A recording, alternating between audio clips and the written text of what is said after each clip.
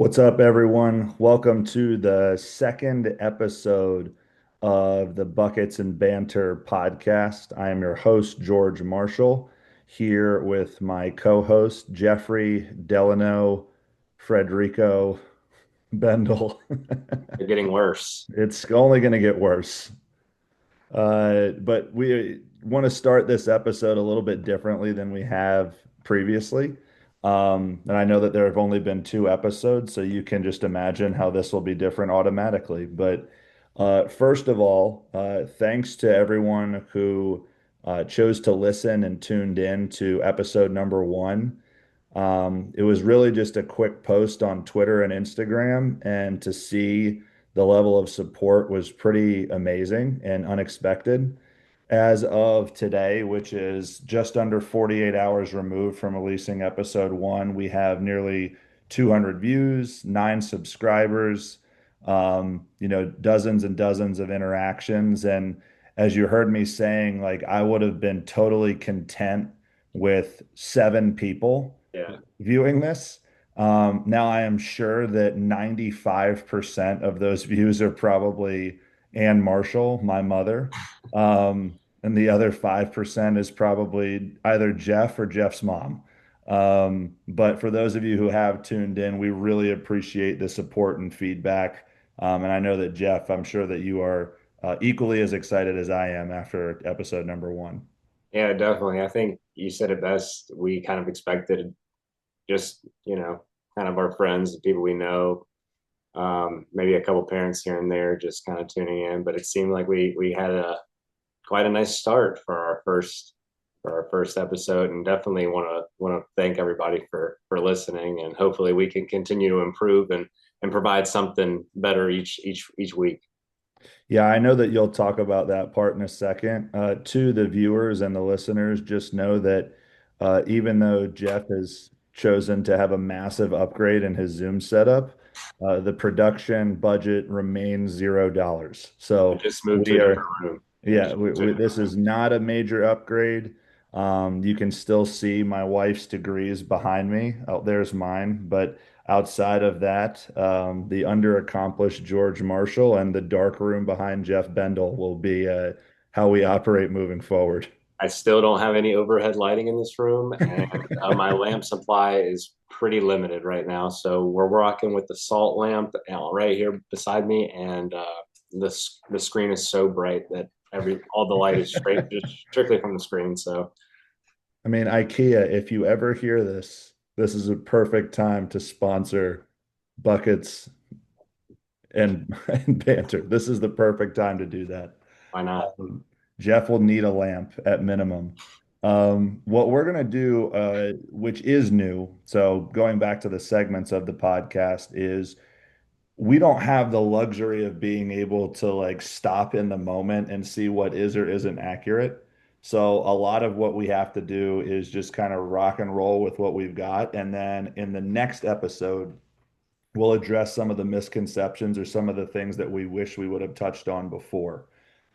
Before we get into that, I'd love to hear, Jeff, just some of the things because we've had, you know, we're very blessed within the space that we're in to be connected to people who have made, great names and success for themselves in terms of the fields that they're in, whether it be coaching, playing, writing, scouting, whatever the case may be. And a lot of those people have given some pretty positive feedback, but also some things that they think would help take this to the next level. So can you share some of those that you've heard or that you've appreciated? Yeah. I mean, I don't want to get into too many specifics or name any names, but I feel like overall it's just been pretty positive, and people have just like the general tone of the conversation, and kind of just that it's two guys that are in the space just kind of talking about what they know and what they think. And I don't think anybody expected us to come out here and try to be something big. So we're kind of just winging it. And on the negative side, I think it's just on getting a feel for each other and just getting more of a comfortable with me personally, just learning to slow down and not rush when I talk. So just stuff like that, and keeping our energy up throughout the pod. So Very cool. Very cool. I think that all of those reflections are great. For me, it's really more content related. So there are a few things that I want to touch on specific to the Charlotte Hornets segment from last episode. And what was remarkable about this, by the way, is that segment was so well received. Like, of all the segments we did, I did not like, I can't even tell you the number of friends who are just like, yeah, they suck. Like, you guys are 100% right. It was funny. Well, and I want to add before you say anything, some people might not have seen the comedic value in that, but Right. I felt like the comedy lies within just them being terrible. No, 100%. 100%. Also, we're not pulling for them to be bad this year. We want them to be successful. Again, we celebrated their picks going into the next from the past couple years. Let's hope that they make it out the right way this year. 25 and a half wins. I'm taking the over, not by much, but I'm taking it. So here's what we didn't mention in that segment. One of them is related to free agency, which I know that you're going to talk about in a second. One of them is a direct correction of mine that you would like me to own in front of our viewers now.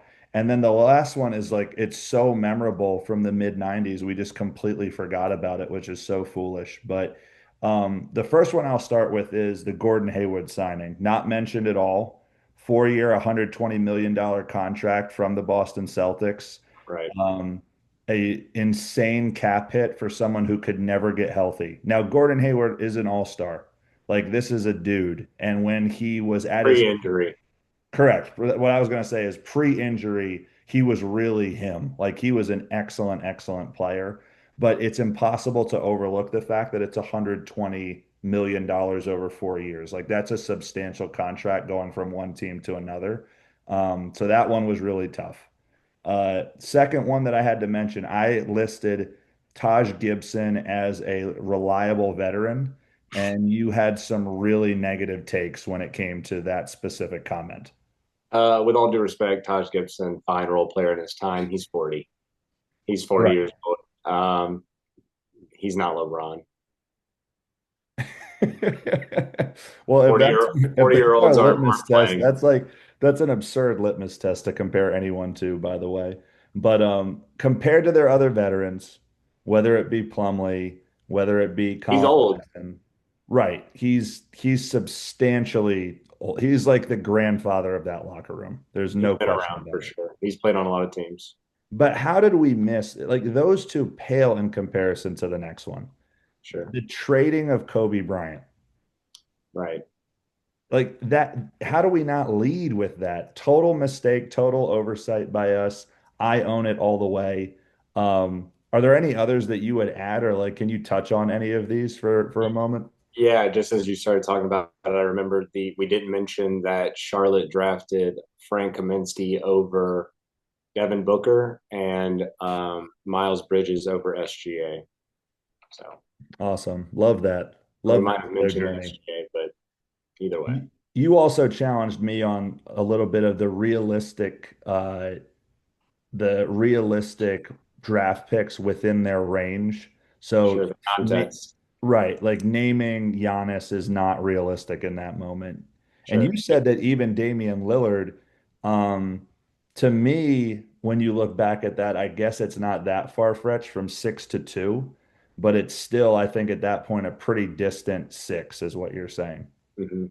Yeah, I just remembering back to the pre-draft stuff with him. It was remember he was from Weber State. He was a kind of an unknown product. The competition was a question mark. His play style was a question mark. It's not like Steph Curry had set the world on fire yet. So Right, that was kind of the thing with him. And then Giannis, even in that year, that was considered a reach potentially for him. I mean, he was a complete project that they just invested all their resources into. right, And who's to say that if he had gone to Charlotte, that he would have ever even panned out? Because right, again, right, right, they're right. kind of cursed. So I mean, all of those things are great. We really appreciate the feedback on that from the viewers and from our friends and from anyone else who are family members who didn't even know who the Hornets were. So, I mean, all in all, fantastic job, and we really appreciate that feedback a ton. But definitely, we'll work hard in upcoming segments to continue to get things right and continue to have those types of conversations with full detail. The second part for me was the top five coaches. This is going to be pretty brief and just more of a challenge to the adults in the basketball space. We're just in such a negative time right now in terms of a few things. For one, we're in an everyone gets a trophy culture, and we're in a situation where like it's just very sensitive. I think that adults, meaning everyone, meaning parents, meaning coaches, meaning people, even in the media, like everyone can be too sensitive at times. I'm guilty of it, no question. But like the reality, guys, of that list was just to shed light on some things that were really positive. Like, I'm not going to apologize for shouting out for shouting out Wit, for shouting out the people that I did. And I know Jeff is not going to apologize the same way. Like, if we wanted to have a list of 150 great coaches in North Carolina, we could easily create that list. It's just that that would take the entire podcast. And like sometimes we're going to make these lists. And today we're going to talk about NBA players on our list. My guess is that a talented pro is not going to suddenly listen to this and be like, man, they left me off. This sucks. Those guys are terrible. Like, it's just one of those things where, in general, the basketball space is really sensitive right now. Like, I could easily have shouted out Scotty Richardson from Crossroads. I could Get easily down. have shouted out Q Alston from SWA, like Southern Wake Academy, like easily could easily have shouted out Nick Jones from Ambassador, could easily have shouted out Josh Thompson from Bishop. Like, there's so many guys that Mind you, we had to narrow the list down. Like all exactly. these That's guys the were thing. Like, on these that's the lists. Like thing. all Right. these guys we wanted to talk about, we had on our list, but ultimately, 100%. Like, it's just one of those things where we're never going to be able to create those perfect things. And no one has hit me up about this. I'm just saying uh, that in general, like sometimes vibes and energy can get, you can look too much at like, oh, well, that person was celebrated and I wasn't. And it's like, whoa, whoa, whoa. Like, you're still doing great things. Like, when I see you, it's all good. Like, you're a great coach. You're doing great things for kids. But, shout out to the coaches who did make the list and who we wanted to celebrate. And, moving forward, we're definitely going to have that on our radar and touch on more things that come to the high school space. So it may not be coaches, it may be teams, it may be things that we're excited to see, et cetera, et cetera. So I don't know if you have any final thoughts before we get into our content for the day. no, other than I think we should start a shout out counter. Oh, what? A, Oh, for a me? shout out counter for both of us even. But yeah, you especially. Oh, Lord. I don't know. Well, you know why we can't do that? Zero. Yeah, Production budget, $0. exactly. I think you of all people probably appreciated my tweet earlier where I said, yes, we have to have the watermark from Opus Clips Yeah, because we can't afford being able to pay for the pro account. It's so funny. it's all Made right. myself laugh with this one. All right, let's get into today's content. So, a couple of things. For one, always going to start comedic. Two, then we're going to get into some sort of top 10, top five, or countdown. Three, then we're going to get into some hot topic that exists, and then we'll finish with our sound off. So, for the comedy today, is going to be all about the messenger versus the message and what people are attacking, whether it be on Twitter, whether it be in the media, whether it be feedback in general.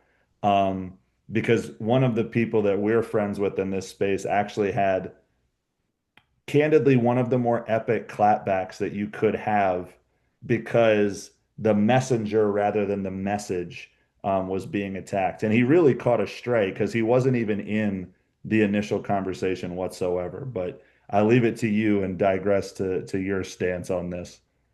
Yeah, I think we both know this guy, and I think most people watching this or listening to this will know who we're talking about. But Jamie Shaw was involved with just some funny Twitter situation this past weekend.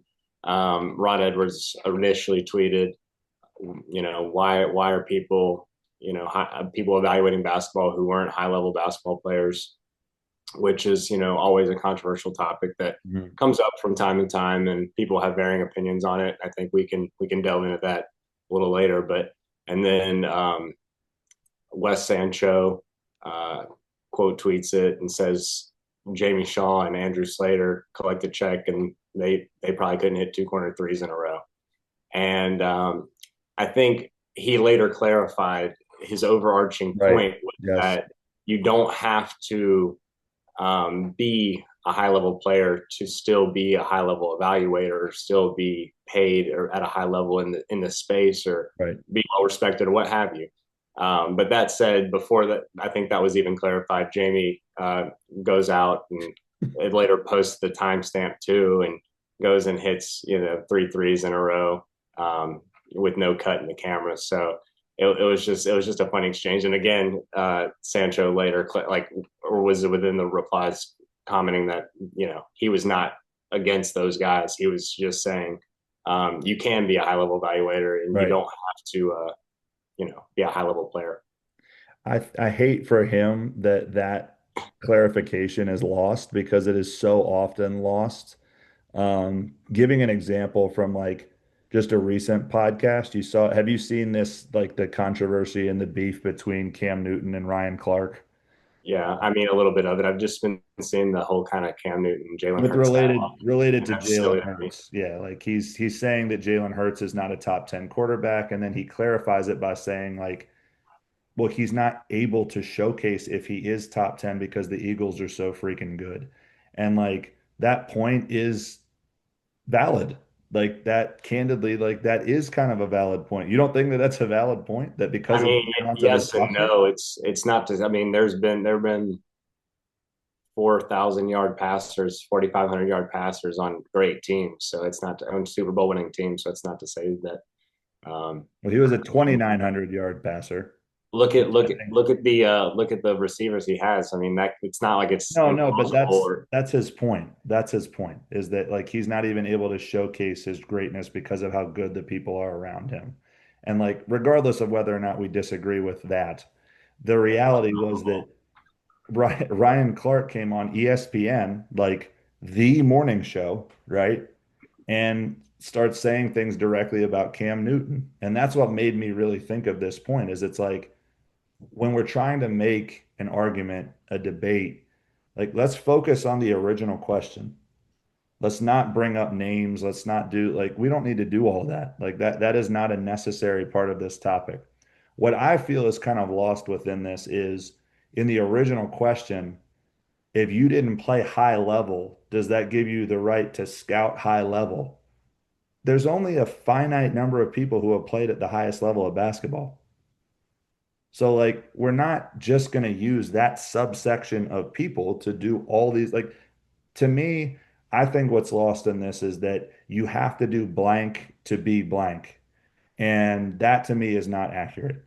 Um, what do you feel about that? Like to me, that just seems odd to me, that stance. no, no, I think we see this in all types of professions. It's not like we see it.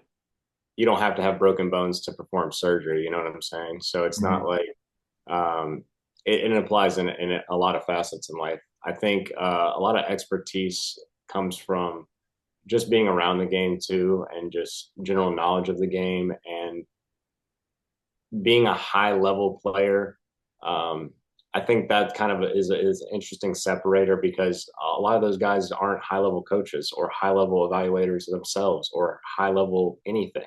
I mean, Michael Jordan, anything he touched died outside of when he played. He was terrible. He Right. was one of the worst general managers and owners in history of sports. So I just think it's something that it's an interesting dialogue, but again, it's something that comes up every few years, and it's not difficult to tell who knows what they're talking about and who knows about basketball and who's been around the game. So I think that's just kind of the overarching point for me for that. Yeah, the like the level of kind of honesty, integrity, like within this space, it really transcends all professions, is what I should say. Like well-respected people aren't necessarily all NBA players and vice versa.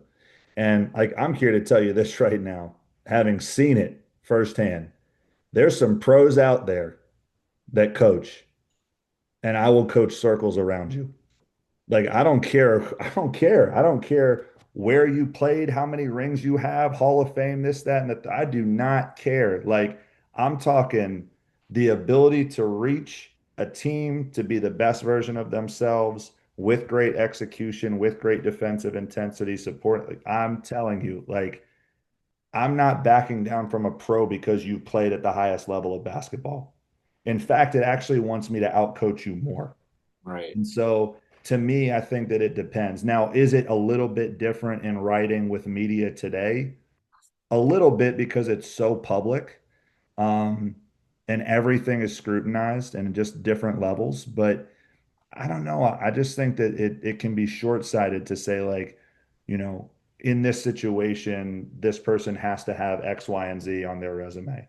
Now, that being said, for certain topics, for certain experiences, I do think that your what the level is that you're at does matter. Sure. Um, there's certain things within the locker room that just it's a different perspective. So I understand that 100%. And I think the frustration lies in the fact that rankings matter so much more now. They're so much more public, and people are like, "Yo, what is the deal with this? Why aren't they seeing this, this, and this?" I don't know. I think that to me, it just goes back to do your thing and run your race, and we just move forward from there. Yeah, I mean, like kind of like you said, things are so public now.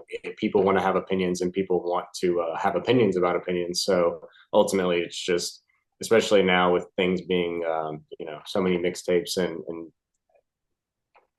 Twitter and social Sure. media in general. Um, it's easy to get caught up in all of it. No, I 100% agree.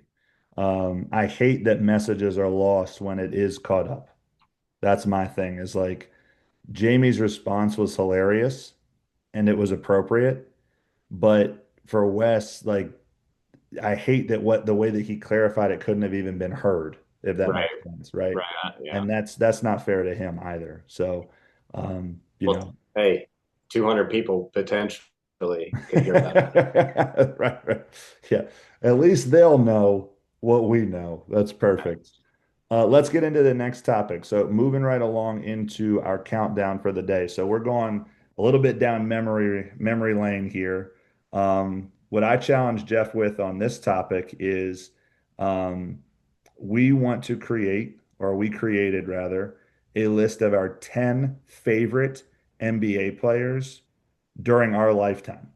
So literally the guys that, we would buy jerseys, we would rock out with, we would support, we draft on fantasy basketball, the whole nine. So I'm very excited to go through it. And I think the best way to do this, Jeff, is you just rattle off the first five. Like to me, I didn't rank mine. I just put them as like these are my 10 dudes, and I have it in two lineups by position. That's the coach in me. Okay. For you, like you just say the names and then I'll say mine and then we'll do a little comparison and then we'll do the next five and we'll go from there. This could be a disastrous way to do it, but it's like we'll figure it out in the next couple minutes. No one's editing it anyway. Who cares? Fair enough. All right. Yeah. So I'll start my list with Yao Ming. Uh, Nice, nice. Used to be the background on my computer. I've always had a fascination with Yao just because his career was cut short. He was more than just a giant. He was so skilled and actually nimble for how huge he was. And he transcended basketball in China and, kind of helped bridge the game over to America. But yeah, a fantastic rim protector, rebounder. He was big and strong, which is a rarity with what you see in most, especially Chinese, international, Asian prospects. So yeah, well, yeah, was my first guy. Any Nice. thoughts on I'm gonna wait for you to do your whole five and then I'll chime Perfect. in. Number two, I would have Brandon Roy. We referred to him in the last podcast. One of Dog. my all-time favorites. Another guy, career cut short, but when he played, he was, like you said, arguably the second best shooting guard in the league, maybe just behind Kobe. So um, amazing scorer, crafty with the ball. That Portland team that they were building with him and LaMarcus Aldridge, and if they would have drafted Kevin Durant instead of Greg Oden, what could have happened, what could have been, just crazy to think. And then the playoff run that he had at the end when he had literally no cartilage in his knee Right. and less than DeJuan Blair even. So Wow. just just a sad story, but Brandon Roy, incredible talent. Dwayne Wade would be my number three, who would Nice. probably also be my one of my favorites as a young child. Um, I remember he was one of my first guys that I kind of watched. I was very young, but I remember going and watching him kind of get drafted and go through. Everybody really loved LeBron and Kobe, and I just remember, and even Melo. But I remember Dwayne Wade was just so dynamic, incredible defensive guard, just an amazing athlete, both laterally and vertically, just incredible mid-range game. People call him a foul merchant now, looking back, but he was incredible. Pump fake is ridiculous.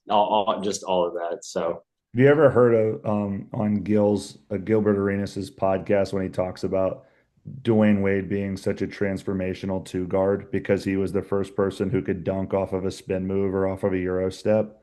he It was was drop like stepping on it was like guys. you're 6'4", 220 pounds, and that's the way that you're approaching the game. Like you're not even shooting jump shots anymore. And six Uh, four honestly might have been generous. Probably so. Probably so. But for or my fourth guy, I went with a very, very recent current player, Nikola Jokic. Um, Nice. I don't understand how anybody can watch basketball and not just be entranced and fascinated by him and how he impacts the game. I understand he's slow and a fat guy and doesn't move great and he's not this explosive athlete, but I think that's what arguably makes him so unique and special is just he's arguably, in my opinion, the best passer to ever play the game, Mhm. at least that I've ever seen. His feel is just ridiculous. He can score in any way now. A guy that goes and has a career shooting year after he's already mastered every other facet of the game. Right. It's comical. How do you guard a guy like that? My fifth guy rounding out this first five would be Tracy McGrady. Nice. What really needs to be said? Another guy, 6'8" bucket getter, 6'9", had some of the most exciting highlights of my childhood, both at dunks, scoring at the what was it? 13 points in 30 seconds against the Yep. Spurs. Uh, One of the greatest moments in history. Another guy who I think his career was riddled by injuries, but still was incredible when he played. And yeah, So I share a few of yours on just that list. oh So boy, I only one per five. So five of my favorite players, if I was going to create like just a lineup that I absolutely love, guys that I rock with. At center, I'm going Hakeem. Like truly the best footwork maybe ever by a center. I think that the greatest foundational skill in today's players that does not exist is their footwork. I think that it is truly something that within the 90s and early 2000s, it was the foundational thing you had to have to be successful. And if you combine footwork with leverage, now you're talking about being a really, really unbelievably effective player. But Hakeem, obviously amazing. At power forward, I'm going Kevin Garnett. The passion, the intensity, like being unapologetically a dog. I'm here for all that. Like that to me is someone that I connected with just in terms of the way that they emotionally approach basketball. Um, my small forward, I'm going Mello, the nice. OG Mello, the real Mello. Cornrows Mellow. Listen, when he was drafted by the Nuggets, for one, I am a firm believer that he should have been at least co-rookie of the year. Um, I don't know how that doesn't happen when a team goes from the third pick to the playoffs. Um, I think that for him, equal stats to LeBron that year, one of the real bucket getters in the league, phenomenal footwork, just had it like I was his jerseys was one of the first I wanted to get. You remember the powder blue Nuggets? With the yellow and the Yes, in the yes. background. Yeah, That of was course. so tough. But Melo is definitely on that top five. I'm with you on this one. My shooting guard, T-Mac. Like, it's rare that you can have someone, Melo and T-Mac both apply to this, that can have a truly iconic jersey in multiple organizations. Like, T-Mac has the pinstripe magic one. Like, to go from Penny Hardaway to then T-Mac kind of just taking that over and embodying that, leading the league in scoring as a 24-year-old, like absolute dog, incredible highlights, like lobs, the off the backboard dunk in the All-Star game, like so epic. Just Don't forget the purple Raptors jersey. the purple, like three, like true, 100%. That's a great point. And then at point, I'm going D Rose. Derrick Rose, before injuries, Of was course. on a trajectory that very few players could ever have imagined. And to me, so a lot of people may not know this, like Derrick Rose was in my graduating class in high school. Nice. And so that is one of the most underrated graduating classes ever. Like Derrick Rose, James Harden, Blake Griffin, Kevin Love, Mike Beasley, Eric Gordon, like killers from top to bottom, right? But there was the when you hear people talk about, and again on other podcasts with professional players, like the Rose flu, Mhm. that started in high school. That wasn't that was not at the Bulls. Like this was a guy who was putting both elbows in the rim as a 6'3" point guard. Nice. And like no one, it's so funny when you hear him talk about the game now. He's like, I didn't have anyone teaching me how to shoot. I was just out there playing. It's like so phenomenal and so good for the city of Chicago post the Jordan era. Obviously, it was a long time removed, like a decade removed, but just fantastic. That would be my first five. Just really players that I love, players that I really rock with growing up. That's What, a great five. what about your second five? All right, kicking off my second five, I have Blake Griffin, and I have beside it dunk version. So Oh, for sure. before he got actually good at basketball and he didn't care about his body, that was possibly the most exciting player I've ever watched play basketball, other than Zion when in high school. And Right. yeah, every night you had to tune in. He was just he was who was he going to dunk on? How I mean, good was he Lob had City?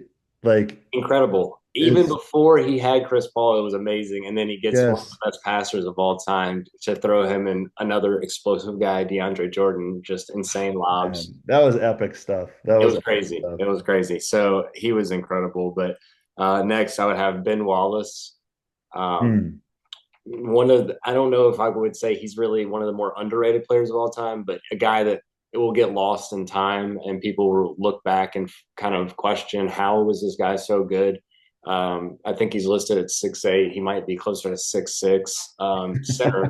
Center who was one of the best defensive players to ever play the game. Division two graduate. Let's just Yep, shout that yep, out. Division two graduate, Virginia absolutely. Union. And just it's interesting. He led with a unique level of toughness, and obviously he had incredible instincts and physicality and athleticism to be able to do what he did on a title level team. And still, I think a guy that should get plenty of respect in history, just not forgotten. Um, my next one, I have Peja Stojakovic. So Yes. not, Epic. going with a little bit more of a shooter angle on that one. Ahead of his time, you could argue. Uh, I would just say. a 6'10" guy who can absolutely let it go. Imagine him playing in today's game. He would take 600 threes a season. It would be ridiculous. Uh, maybe that would even be low. Now that I'm saying it out loud, maybe closer to 1,000. But yeah, he was incredible, and he was on some great teams. Those Kings teams, even when he was on Awesome the teams. Hornets with Epic Baron teams. Davis and those guys. So Yes. love those teams. And then I would have another Hall of Famer, top 10 player of all time, Shaquille O'Neal. Uh, he was one of the first Great introductions. bigs. Yeah, I have I guess a affinity for bigs. I see by Straight this bigs. list, but yeah, Shaq just my real introduction to basketball when I was really young. So before Dwayne Wade, before all that, aforementioned stuff, Shaq was just this dominant force, and Yes. everything was about the Lakers at that time. When I was first able to, all my memories for when I first became sentient, and so I think it's just interesting to think back about how the game's changed and how somebody like Shaq couldn't maybe play today, but he It's was crazy still to think about. right. But just given the lack of post ups you see on a nightly basis, but perfect for his era, dominant force. He was incredible. People need to go back and look at his finals stats. They were Like ridiculous. when they question the greatness of Shaq due to work ethic or whatever, it's like, yeah, he averaged 38 and 16.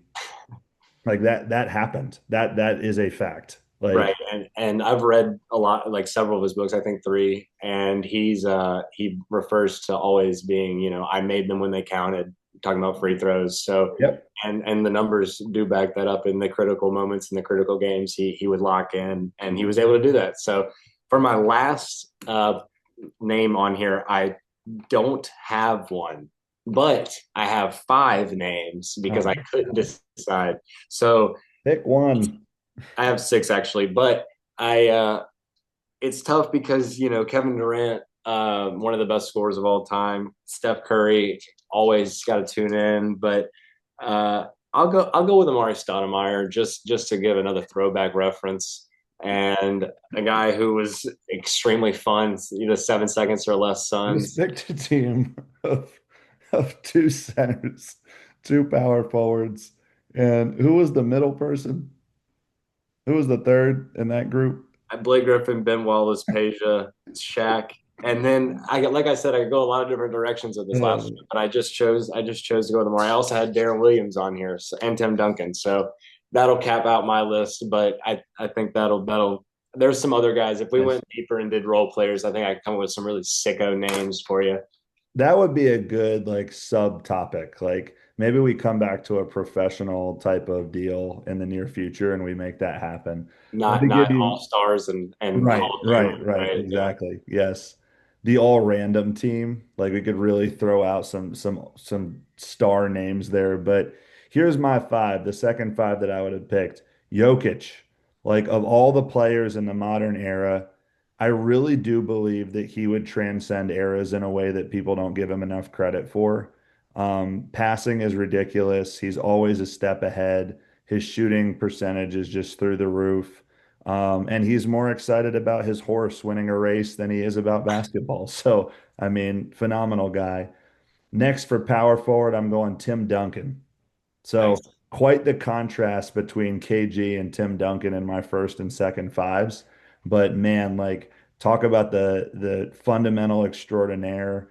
Five rings. He's the greatest power forward ever. That data supports that. So I think that for him, he's just tremendous. And seeing the Spurs dynasty, that's like the first dynasty you see when you think about my era growing up, is like you knew the Spurs were the ones. So that was cool. KD is the small forward. There's no better scorer in the history of the game. I will go to bat saying that. If you look at how tall KD is, he's not 6'9". No, Like you saw there's no you saw way.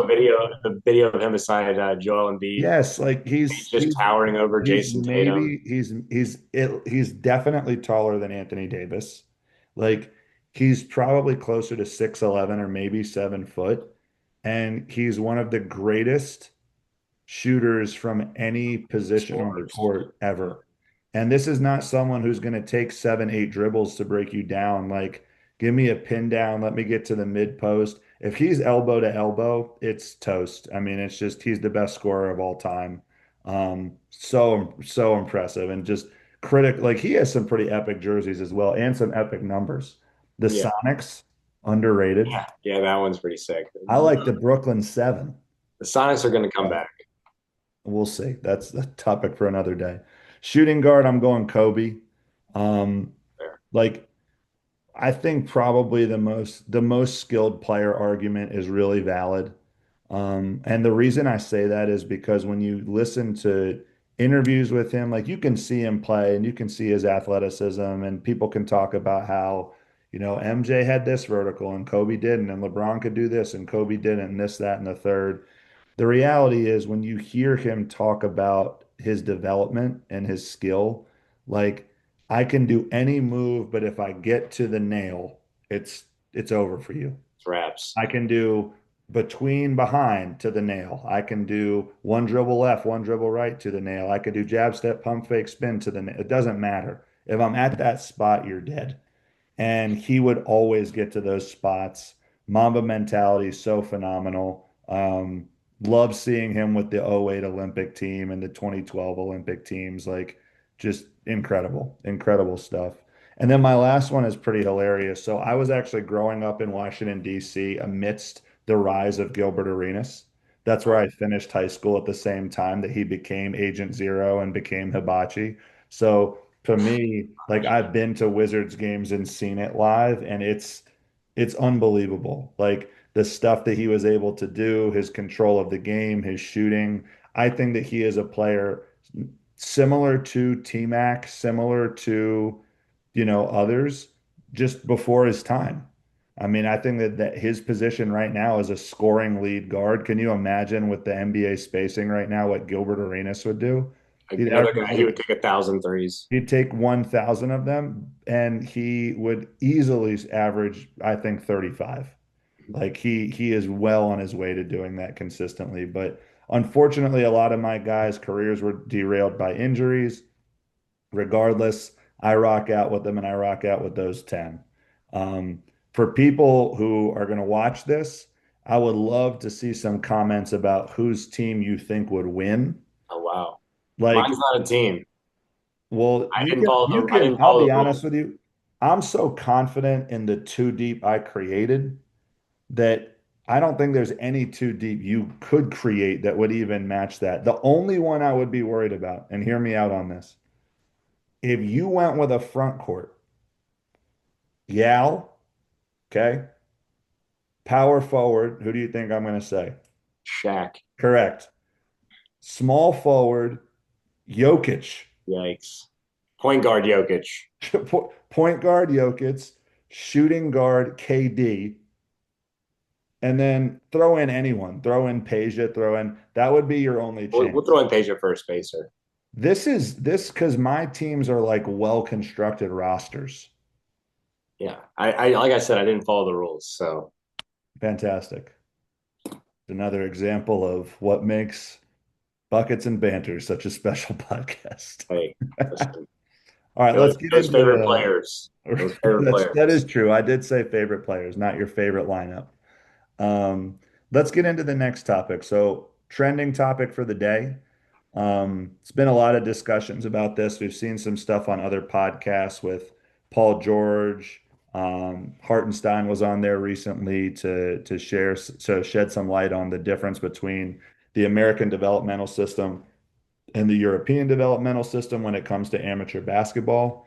Um, I personally have some pretty like I just have some thoughts I don't know can change about the way that basketball looks for American athletics.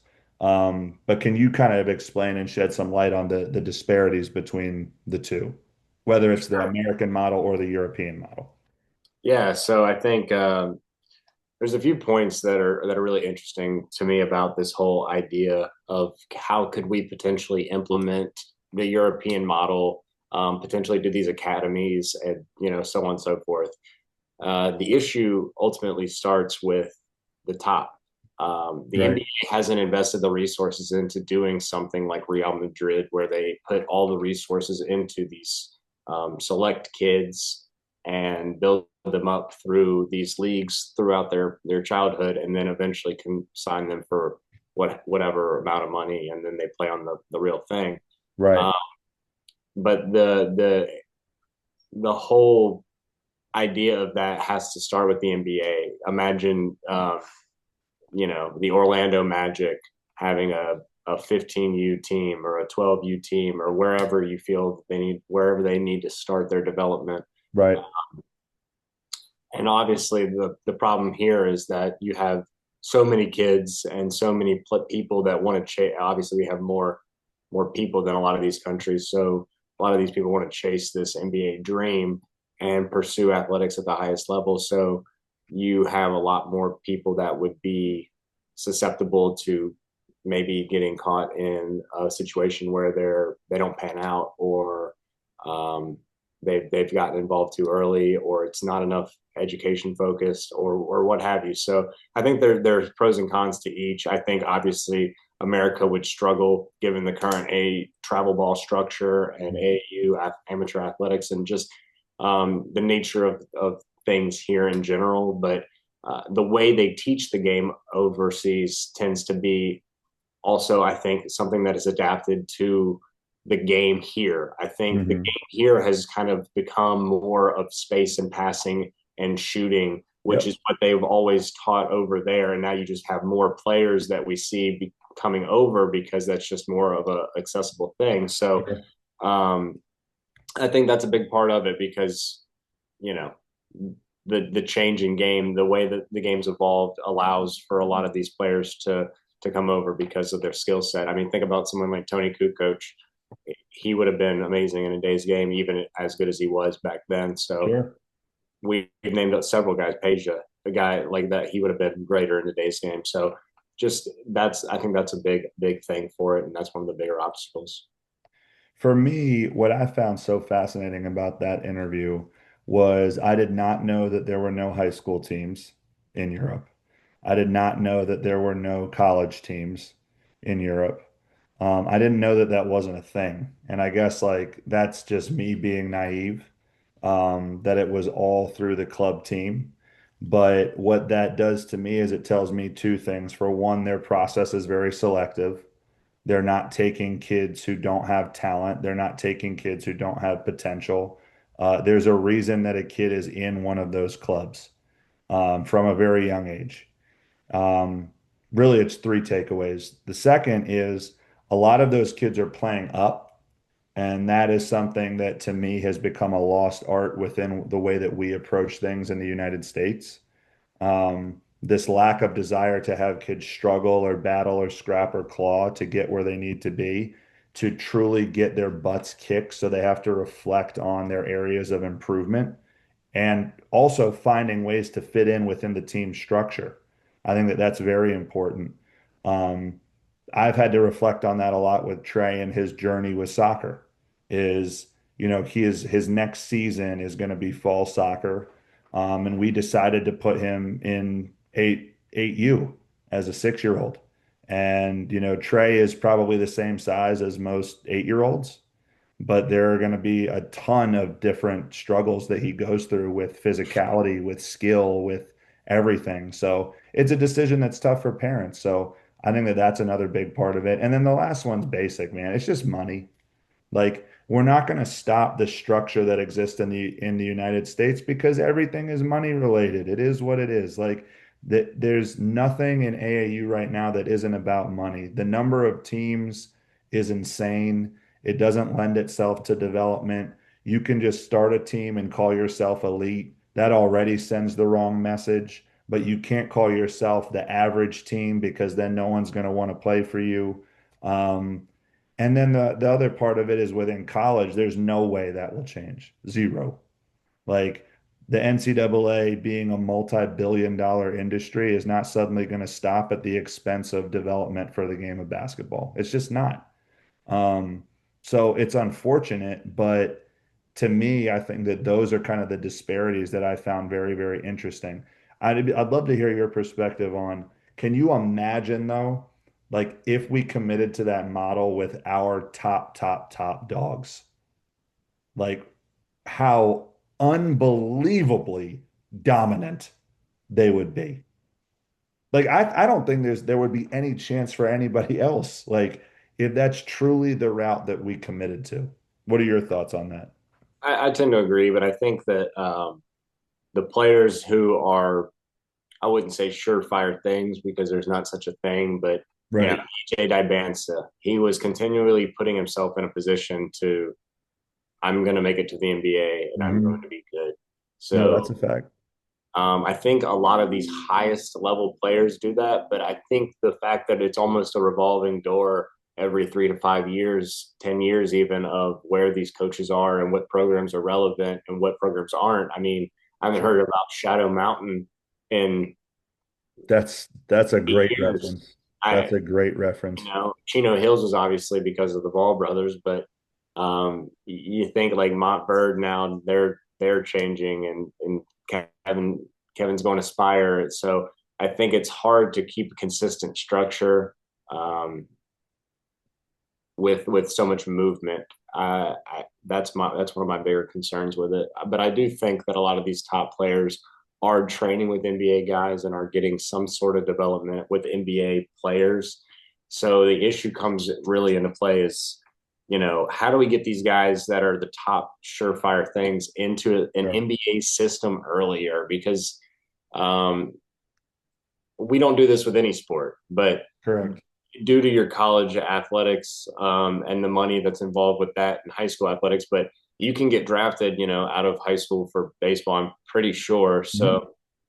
So it's like I really think that's something that needs to come back. I understand the concerns with not allowing people to go to college and then missing out on if they do end up getting hurt or some unforeseen thing they don't pan out or what have you, then they can't go back and do things as easily or have the opportunities that they may have had if they just went to college. But Right. um, I do think it's just something for, why does AJ Divansta need to go to BYU? Now he's going to go make a ton of money. So what does it matter? Like he's going to go and it's just going to be kind of a rehearsal year and go through the motions and see what kind of crazy numbers you can put up so he can be the number one Right. There's so much to me. I think that all those points are great. Um, I think that we're trying to almost do it in a self-serving way to just say that we did it the way that we have always done it, without real reflection. Here's some stuff that I think really proves. I just think there's too much fluff in the game right now. Um, whether it's lack of truth from coaches, whether it's too many teams. I was doing some research today for this. So listen to this. There are 15 EYBL scholastic teams. Why? What benefit is that? Like, so you what you've done within that, because remember 20 years ago, it was like Oak Hill was the one. right. And they got whoever they wanted to get. And they would go everywhere and they would destroy everyone.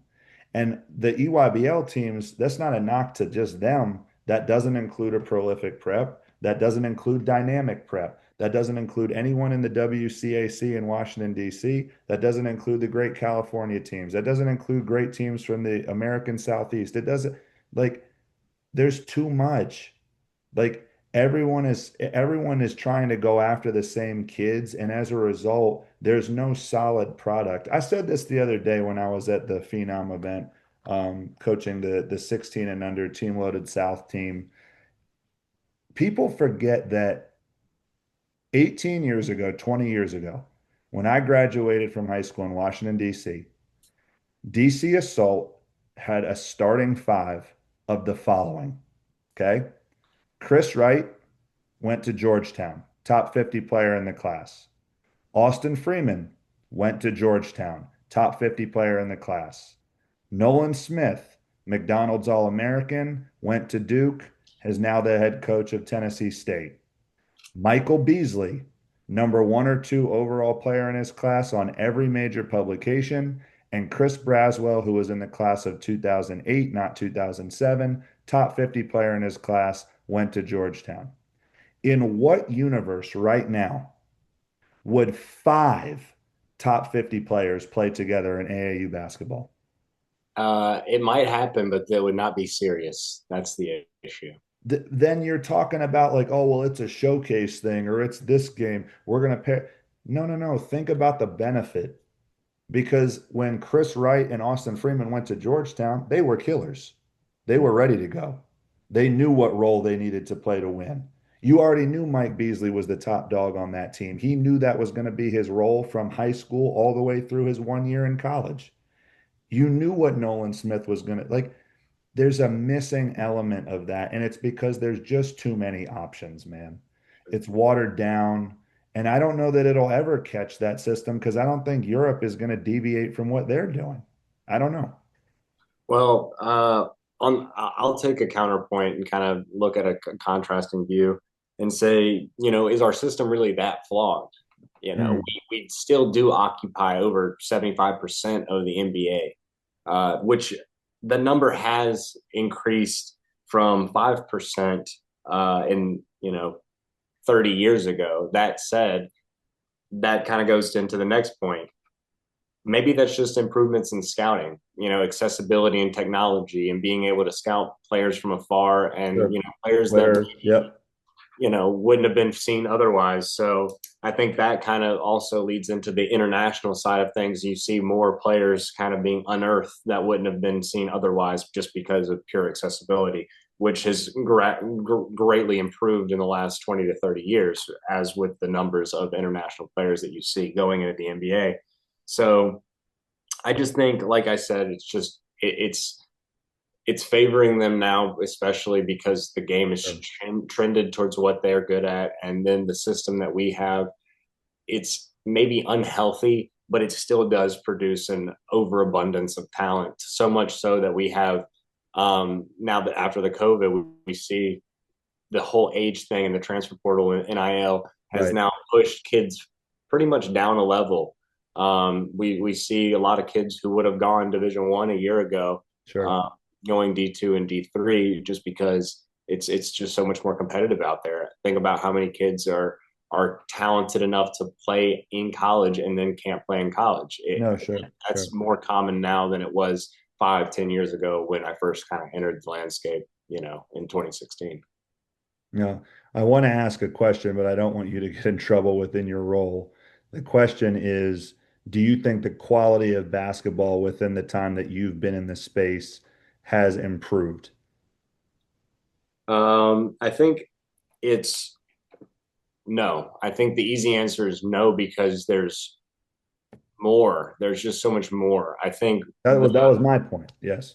and it's at every level. I think you see, I've written about it before. You have the implementation of these secondary circuits, which regardless of we still have, great events with great teams and everything that Phenom does is fantastic. But um the reality is the teams on these secondary circuits that didn't exist before would have been coming to these events that were more for independent teams because they would have been independent. And you see all these talented players that are playing on these secondary circuits, which UA Rise, Adidas, and the EYCL.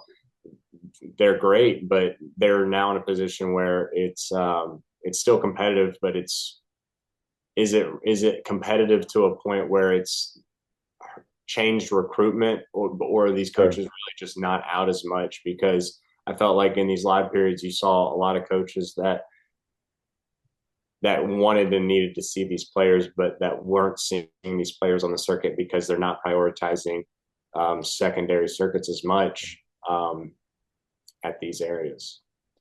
I think for me, what I have come to terms with, which is kind of a sad reality, is as money is involved, there is not going to be a change in the route. And instead, it makes me reflect on a coach as to how I'm teaching what needs to be taught for kids to be successful and the way that I'm advocating for kids. Because there's nothing that's going to change unless it's from the absolute top, to your point. Too much money is involved at this point. So, uh, let's get into the final part. So, sound off. I'm going to let you kind of start with yours. I'm really excited about mine, but I went first last time. So, the Nice. floor is yours. All right. Well, I think this kind of actually ties in a little bit with what we've been talking about, just um, how hard it is to make it. I think that there's such a heavy pressure on these kids, especially so early, that you have to become something, or you have to reach certain milestones and accolades and achievements to be worthy. And Right. ultimately, it's just kind of the run your own race thing, that we've mentioned several times. Understanding the odds. Again, like my last sound off, don't want to sound cliche or corny, but the odds are just so low. And ultimately, even playing in college is such a rarity. There are more players playing right now than there are scholarships. That's just That's a a fact. fact. So I mean, it's that's not even the but understanding oneself, understanding your limitations. If you're a 5'5" center, your likelihood of being in the NBA is just low. So um, just kind of It's being self. zero. Yeah, He can't say that because of his role, but it's zero. yeah, It's zero. but I'm maybe in sixth grade, we'll say. So, Sure. but no, the ultimately it's just so hard to make it and understanding the process too for those that are high level players. That's so key. I think you find that the players that really make it at any level, especially the highest level, are the ones that have the work ethic that separate themselves. Obviously, Absolutely. the NBA is littered with talented dudes who don't work. But it's the guys who are at the highest level of success um, treated as such. So they move accordingly, and they kind of both in terms of diet, their body, and how they develop their game. So I think that all that kind of goes into just knowing the odds and the Right. process and everything that goes into it. So that would be my sound off. It's funny that that was yours because mine is like it makes me think of like the good cop, bad cop type of deal. Yours, I think, was about being very realistic. So I'm reading a book right now, written by Kevin Eastman. For those of you who don't know who that is, it's a long time coach in the basketball space, was an assistant coach on the 2008 Boston Celtics, who won an NBA title, has been a collegiate head coach, has been a collegiate assistant coach, and in his book why the best are the best. He has a whole introductory section on the value of the word try. Just try. Like if you're nervous about doing something, try. And so the reason that I think that that's funny, obviously, because of what you just said, is there is this level of realism. But what I'm assuming Jeff is also not saying as a member of his in this space is like it don't give up on what your dream is, but be realistic about one, what it is, and two, how hard you're working. If you're not working hard enough for it, then there's really no purpose. But back to my point about try. It made me think a lot about this podcast. It made me think a lot about different things and, having new expectations and new experiences. Within just using this podcast as an example, right? There's a level of vulnerability that exists because you're putting yourself out there and what you say is what you say. We can't go back and edit stuff well. The only edits that we've really made are when my internet cut off randomly. Um, Outside of that, it's not been a ton. So for me, the value in it is like whether it's you as a player, whether it's, a new profession, it's a class that you're struggling with, whatever the case may be. I think my sound off would just be on just try. There's value in showing up every day and doing the work. It's impossible to do that if you're not trying to be your best at it. So you will fail, you will struggle, you will have, certain things that don't go your way. But the value of just the word try, I think, is very real. And for all people who are listeners, whether it be a player, whether it be a coach, whatever the case may be, just try. That would be my message for the day. Nice. Cool. Well, guys, thank you so much for tuning into the second episode of Buckets and Banter.